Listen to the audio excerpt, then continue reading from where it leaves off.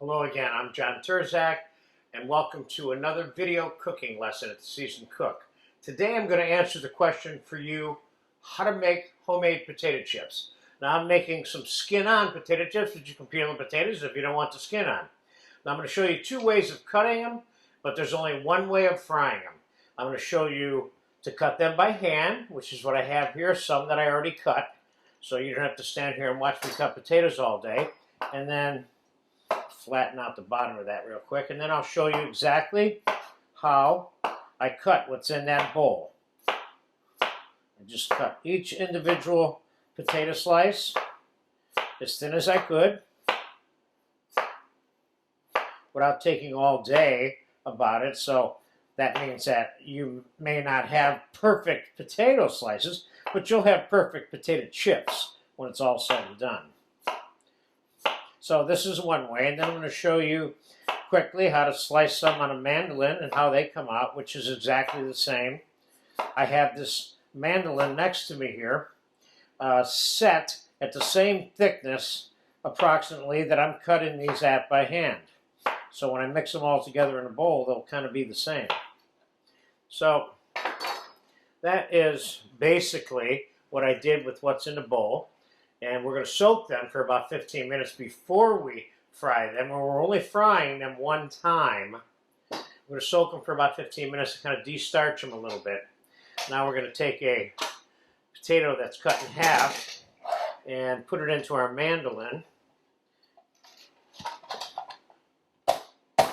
Get a grip on that potato.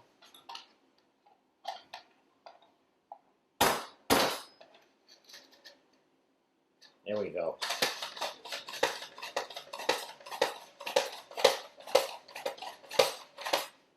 Same way, same thickness that I just used with my hand, or just demonstrated with my hand.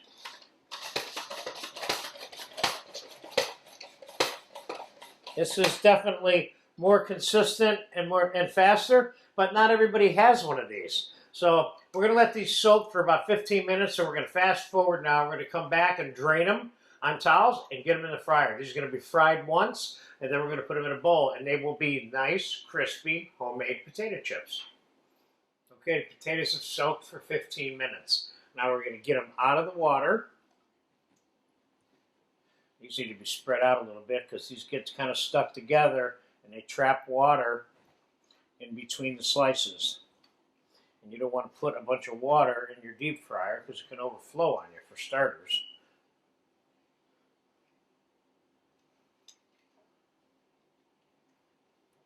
Well, I think we got enough there. Okay, let's see how dry we can get these.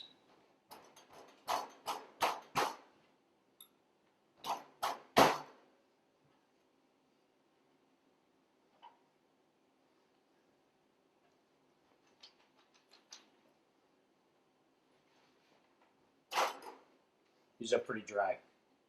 Okay, now we're going to do a one-time frying episode here.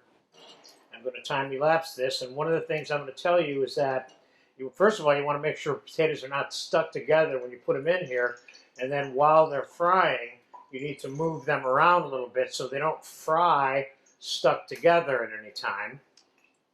And this should probably take, you're looking at close to about 5 minutes, so we're going to time-elapse most of this frying time here. So we're looking for a crispy, brown, finished potato chip when we're done here. So let's drop them into 375 oil. And the first thing you want to do right away is mix them up a little bit.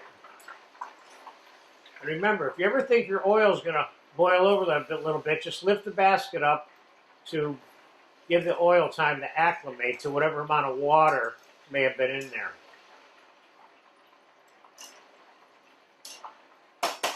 That's doing good.